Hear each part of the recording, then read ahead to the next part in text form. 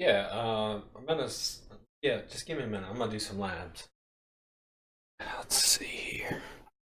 Sit down and let's open GNS3. Let's see, here it is, GNS3. I hadn't labbed in a little bit. Let's do some, what should we do? Let's do OSPF.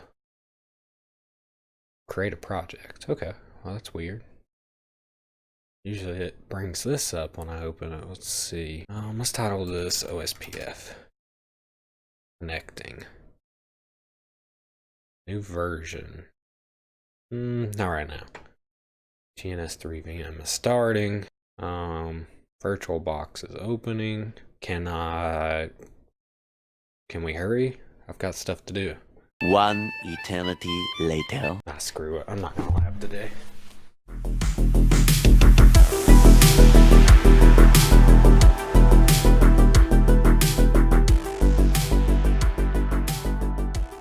Hey everyone, so welcome back to the channel. While GNS3 definitely has its place, I think I may have something better. In today's video, we're going to be taking a look at and do kind of like a review of something this is the first time me purchasing, and that is Boson NetSim. So let's open the program real quick, and here we are in the program. Now, when you first open the program, you'll notice, depending on what you have purchased, you'll notice over here on the left side of the screen, we have labs. Now, I want to say real quick, I've recorded this video twice, and the reason that I recorded this video twice is the first time that I recorded the video, I had a few editing mistakes, and I noticed that once I had composed the video and actually was going to upload it, that my screen resolution was terrible. And if you watched my previous video, you'll probably notice that when I actually showed this off. We're going to try and do this program justice. I don't think I can, but we'll give it a shot. So when you first open the program, what you're going to notice is these labs over on the left side. Now, you'll see there's three over here. There's three sections as far as actual labs, and then there's the demo. And in the demo, we have this right here, and you can certainly have those, and these are included. However, these over here are paid for, and later on in the video, I'll have to show you where you can go to purchase these. The ones that I currently have is the Encore. If you don't know, I'm currently studying for my CCNP exam, and these have come in handy. So right off, once I jump inside this labs folder here, you'll notice I have different sections, and I think it's really cool that they've sectioned it off. So if you notice, there's infrastructure, network assurance, security, automation, and I can dive into each of those topics. Now, I've noticed a lot of people on the CCNP have struggled with network assurance or security or infrastructure or whatever you struggle with, but I've noticed network assurance seems to be one of those topics. So we can jump in here, and while we don't have many labs, these are pretty good topics that people are struggling with currently, and we can jump into one of those and we can see a topology. Now, the preview is something that's pretty cool. So a preview of the lab is going to give you a topology, and then aside from that, it's going to give you a command summary. A command summary is really neat because what it's going to do is it's going to tell you what commands you'll need to use to configure the lab, whether it's to troubleshoot or actually do device configuration. If you notice right beside of the command summary, we have a description, and if for someone who is trying to learn the technology and the protocols, these descriptions come in handy because it's going to specifically tell us what the commands do. So for an example, let's say for instance, I'm fresh CCNP study and I have no idea what GLBP is. I can jump over here and I can see the commands, but I can also see that GLBP, this command specifically creates or enables the GLBP group. So for someone that's trying to study, this will definitely come in handy for you. A little bit about myself, kind of starting off at the beginning of the video with GNS3 as a little skit, but it is true. GNS3, while it does have its place, isn't pre-configured. So you have to go in and you have to install all the devices. You have to set the topologies up yourself. And then once you set those topologies up, then you have to configure the network from the ground up. So let's say, for instance, you want to configure OSPF. Well, then you have to go in there and you have to add the devices. Once you've got the devices added, then you have to actually, set the network up. So work your way up, connect the wires, the physical layer. Then you have to work on the layer 2 layer. And then once you get to layer 3, you get your IP addressing done. And then finally you get to lab OSPF. Now, if you're lazy like me, sometimes that can be redundant. So you get in GNS3, you open it up and you say, I don't want to be doing this. I don't want to set this up from the ground up. With this, you don't have to do that. So what's really neat is you just jump into the lab. So let's say, for instance, I wanted to configure OSPF. I go find OSPF. This is single area. I double click on it. And just like that, the lab's already loaded.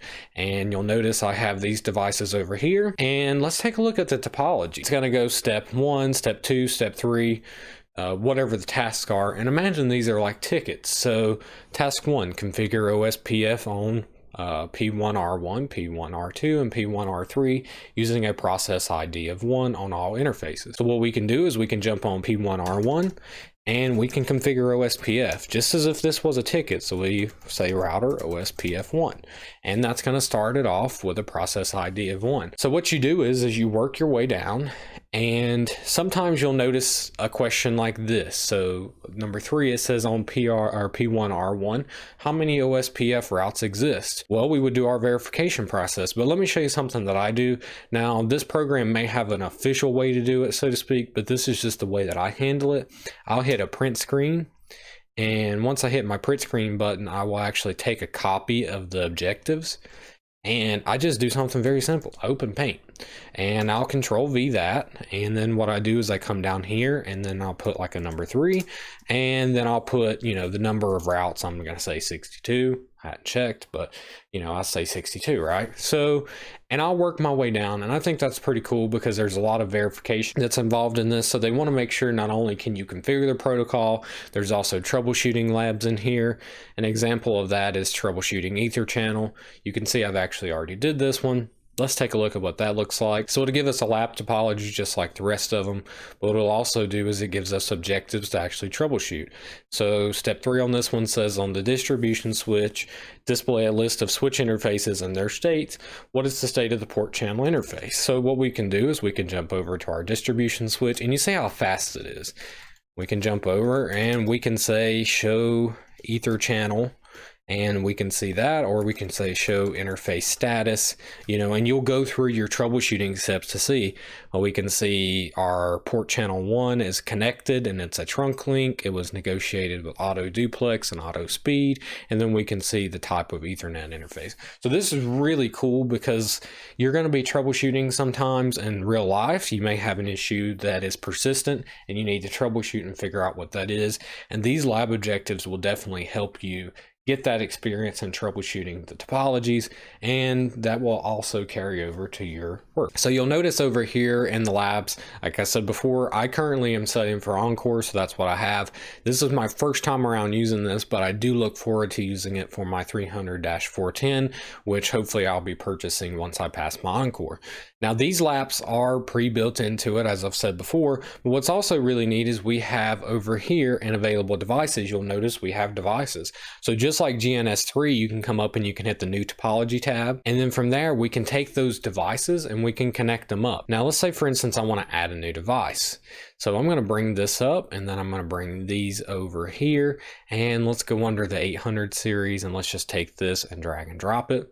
Now it's going to bring up and it's going to ask us to name it. I'm just going to leave everything at default. We're going to hit create.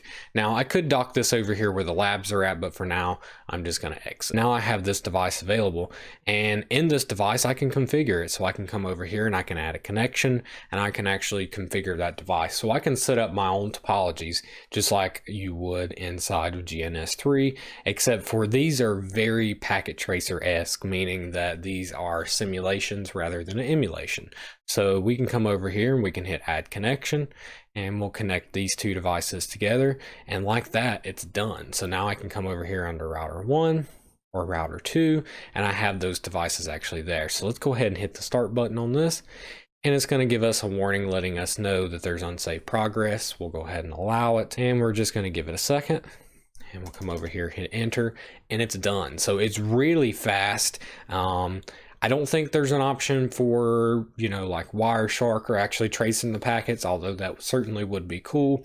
But if you're just wanting to configure something very quickly, to me, this is definitely the way to go. If you're looking for something that are pre-built labs, but also something that you can jump in and do yourself, you can also do that. There's also this community tab, and this is really unique as well. So in the community tab, these are labs that were uploaded by the users, and these are people that are using it and uploading their own labs. And so you can come under here and you hit download, and then just give it a second, and it's going to say that it was successful. We're going to click OK. And now over here we have a new under custom. So instead of courseware, this is actually stuff that is from Boson's courses. We have the standard. These are the labs that we've purchased. But if we go over here and select custom, you'll notice we have this tab here now, and we can double click on it. We'll go ahead and say no, we don't want to say.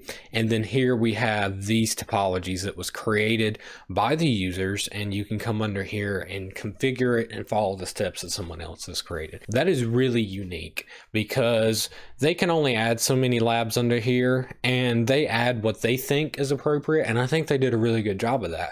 But someone in the community, this person, I'm not sure who they are, but maybe they just passed their CCNP, and maybe they know what's on the exam without breaking, their disclosure. They can come under here and say, hey, I took the CCNP exam. I kind of struggled with this on the exam with questions. I'll build a lab and I can set it in here, and people that are studying for the exam can know, hey, without them explicitly telling you, this lab could help you. And you just never know, because the exams can be pretty sporadic and you never know what's really on them. So again, I can't say enough about these guys. If you're not familiar with who Boson is, this is their website here, and this is how you can purchase the software. You go over to Network Simulator and you hit on that, and then from here you can see the cost of it. Now it is $179, but let me show you something. If we were to add that to our cart, we can jump over here and we have this here.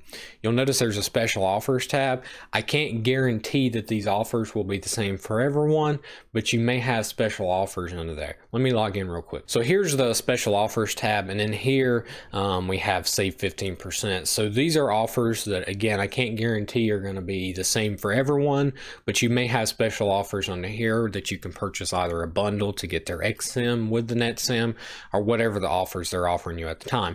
However, if you don't have any of these, if you notice, if I hit the back button here, I have Boson Michael 15P, and what I can do with that is once it's applied, this gives me a 15% discount. So it'll save you $26.85, at least in my case, and that brings my total to $152.15. Now, Michael was nice enough to leave a comment in one of my previous videos. Thank you, Michael, for that discount code, and this will give you 15% off. So this will certainly help you purchase the software at a discounted price. Now again, this software is really great, and for $179, the time alone that it saves you is worth it. But especially once you apply the discount code, you're going to get a phenomenal product that was built by a great team that's going to help you succeed. This is my first time around using it, although I probably will doing another review or a follow-up once I take my encore exam here within a few months.